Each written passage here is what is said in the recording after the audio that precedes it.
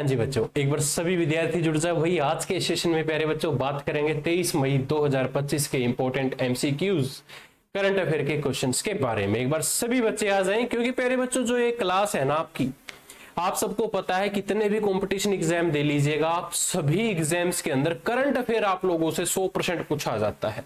क्या कहता है भाई, करंट अफेयर है ना जो आपका रेलवे एग्जाम्स के अंदर आएगा, NTPC, Delhi police, SSC, CGL, CHSL, MTS, GD, प्यारे बच्चों कोई भी एग्जाम उठा के देख लेना आप, आपको करंट अफेयर जरूर मिलेगा। अब क्लास की शुरुआत करने से पहले आप लोगों को बताना चाहूंगा कि जिस भी बच्चे को अगर दिल्ली पुलिस एग्जाम के लिए बेहतरीन तरीके से तैयारी करनी है ना, तो आपको कुछ नहीं करना, मात्र आपको आपके अपने YouTube चैनल को सब्सक्राइब कर लेना। सब्सक्राइब करने के लिए क्या करना पड़ेगा, जस्ट आपको एक क्लिक करना है जी चैनल के ऊपर। जैसे ही आप एक सब्सक्राइब के ऊपर क्लिक करते हैं, आपको इस चैनल के माध्यम से जितनी भी अपडेट है, जितनी भी क्लासेस है, सबसे पहले उसकी नोटिफिकेशन आप तक पहुंच जाएगी। अब शुरुआत करता हूं अपनी आज की इस क्लास के करंट अफेयर के क्वेश्चंस के बारे में, जो आप लोगों से क्या कहते हैं जरा ध्यानपूर्वक देखिएगा कि हाल ही में अंतरराष्ट्रीय चाय दिवस कब मनाया गया। तो प्यारे बच्चों, हाल ही में अंतरराष्ट्रीय चाय दिवस कब मनाया गया, और ये अंतरराष्ट्रीय चाय दिवस है ना जो प्रत्येक वर्ष कब मनाया जाता है, पूछ लिया जा सकता है। तो प्रत्येक वर्ष प्यारे बच्चों 21 मई को क्या मनाया जाता है, अंतरराष्ट्रीय चाय दिवस मनाया जाता है, जो आप सबके लिए सभी परीक्षाओं के लिए इंपॉर्टेंट है। क्या कहता है कि हर वर्ष 21 मई को दुनिया भर में अंतरराष्ट्रीय चाय दिवस यानी कि इंटरनेशनल टी डे मनाया जाता है। प्यारे बच्चों, अंतरराष्ट्रीय चाय दिवस मनाने की शुरुआत कब की गई, तो 21 मई 2020 से प्यारे बच्चों इसकी शुरुआत हुई है, जो हम सबको पता होना चाहिए। अगला प्रश्न है जी, भारत का पहला पूर्ण साक्षर राज्य कौन बना है। वह पूर्ण रूप से साक्षर राज्य बन चुका है, क्या वो असम है, केरल है, मिजोरम है, या इनमें से कोई नहीं।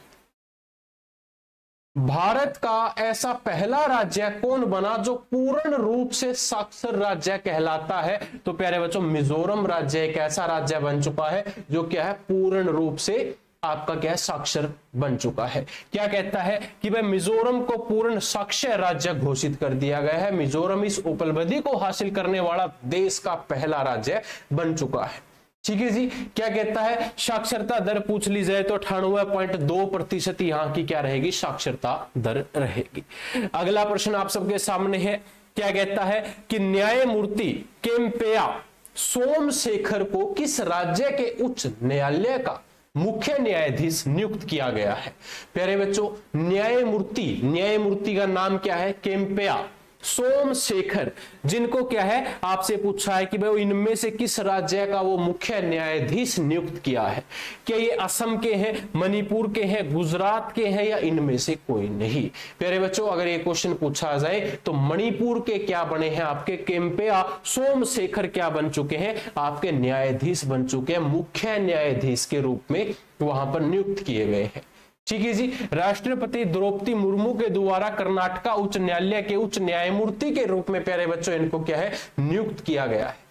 अगला प्रश्न जी आप सबके सामने, अंतरराष्ट्रीय बुकर पुरस्कार भारतीय लेखिका ने जीता है। तो कौन सी भारतीय लेखिका ने अंतरराष्ट्रीय बुकर पुरस्कार जीता है, अगर आपसे पूछ लिया जाए क्या वो भुवन रिभु है, या फिर प्यारे बच्चों आपकी मधुलिका झा रहेंगी, या फिर बानु मुश्ताक रहेंगी। प्यारे बच्चों, अगर आपसे पूछ ले कि किस भारतीय लेखिका ने आपका अंतरराष्ट्रीय बुकर पुरस्कार जीता है, तो ये जीता है बानु मुश्ताक ने प्यारे बच्चों ये आपका पुरस्कार जीता है।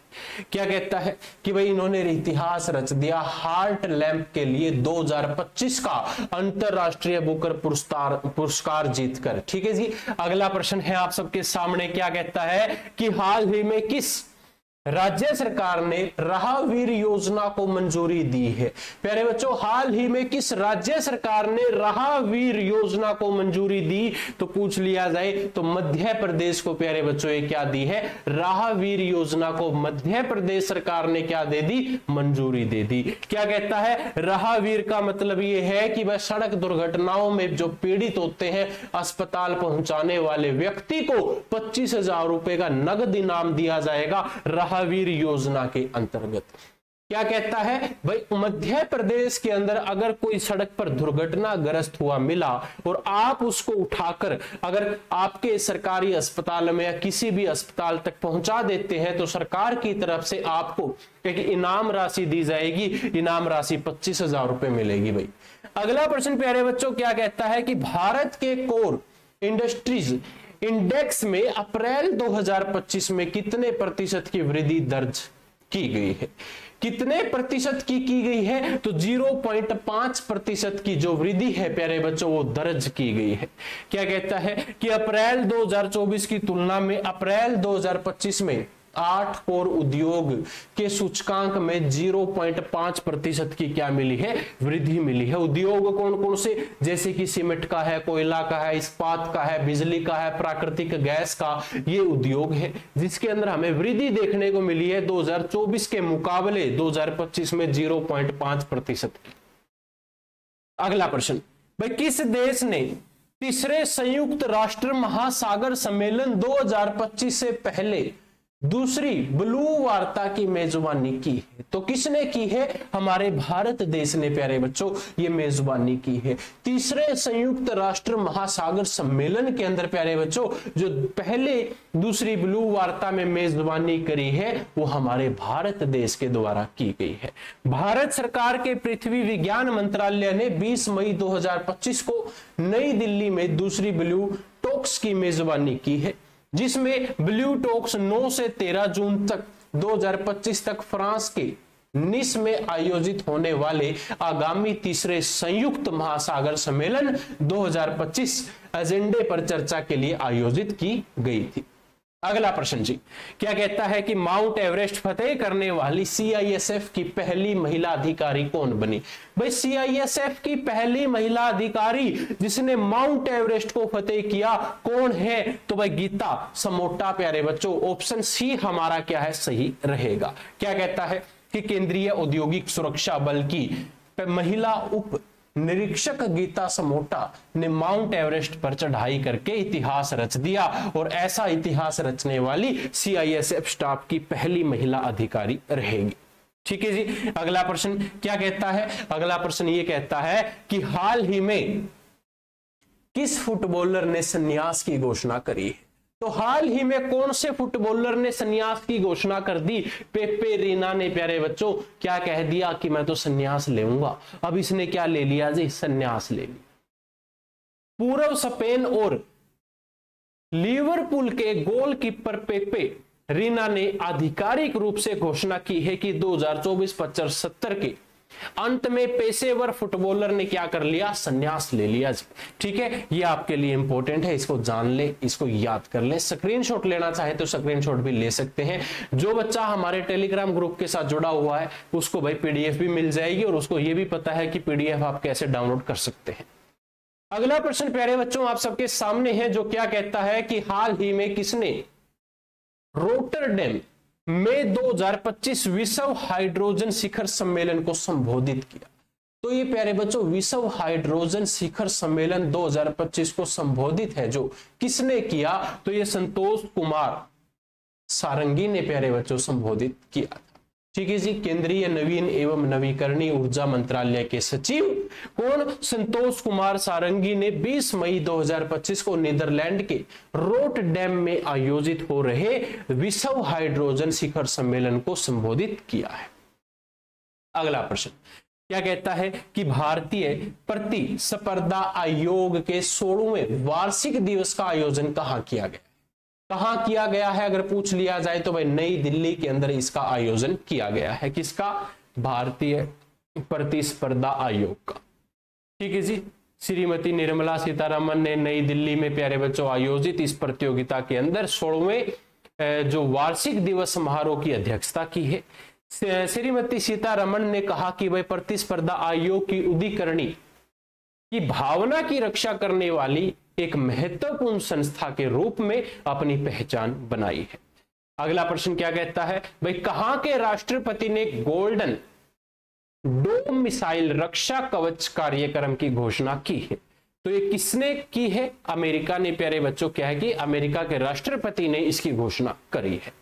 क्या कहता है कि अमेरिका के राष्ट्रपति कौन भाई? डोनाल्ड ट्रंप ने अपने देश के 175 अरब डॉलर लागत के गोल्डन डोम मिसाइल रक्षा कवच कार्यक्रम की घोषणा करी है। अगला प्रश्न क्या कहता है कि भाई किस राज्य सरकार ने दिव्यांग दंपत्ति को विवाह के लिए 1 लाख रुपए की प्रोत्साहन राशि देने के लिए घोषणा की है? दिव्यांग दंपत्ति को विवाह के लिए प्यारे बच्चों 1 लाख रुपए की जो राशि देने की घोषणा किस सरकार ने की? तो तेलंगाना सरकार ने प्यारे बच्चों ये घोषणा करी है। तेलंगाना सरकार ने क्या कहा कि वह 2 दिव्यांग व्यक्तियों के बीच अगर विवाह होता है तो तेलंगाना सरकार उसको 1 लाख रुपया देगी। अगला प्रश्न जी, डॉक्टर जयंत नार्लिकर का निधन हुआ, वे कौन थे? डॉक्टर जयंत नार्लिकर का जो निधन हुआ वे कौन थे प्यारे बच्चों? वो खगोल वैज्ञानिक थे। हमारा ऑप्शन सी क्या रहेगा? सही आंसर रहेगा। अगला प्रश्न भाई, विश्व स्वास्थ्य संगठन यानी कि WHO वर्ल्ड हेल्थ ऑर्गेनाइजेशन के 78वें सत्र का आयोजन कहां किया गया है?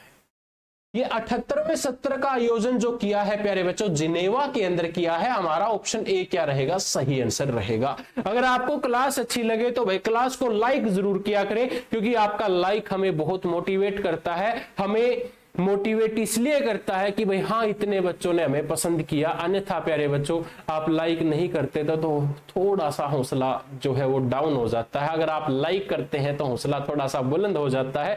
और प्यारे बच्चों अब हम बात करते हैं अगले प्रश्न की, जो क्या कहता है कि भाई किसने पहली बार इटालियन ओपन खिताब जीता? तो पहली बार इटालियन ओपन खिताब किसने जीता पूछा जाए तो भाई कार्लेज अल्क्रोज के द्वारा प्यारे बच्चों ये खिताब है जो जीता गया था। ये थी प्यारे बच्चों आपकी आज की क्लास, जिस क्लास के अंदर हमने जाना आपके महत्वपूर्ण करंट अफेयर के क्वेश्चंस के बारे में। अगर ये क्लास आपको अच्छी लगे तो लाइक करके जरूर बताना और कमेंट कर दिया करो। मात्र 10 सेकंड लगती है कमेंट करने में। आपका 10 सेकंड प्यारे बच्चों हमारी 1 घंटे भर की जो ये मेहनत होती है इसको भाई 4 चांद लगा देता है। तो इसलिए लाइक जरूर किया करें, शेयर करके बताया करें कि हाँ भाई आपके फ्रेंड्स को भी पता चले कि हाँ आप हर रोज सुबह 7 बजे जो करंट अफेयर पढ़ रहे हैं वो कहां से पढ़ रहे हैं।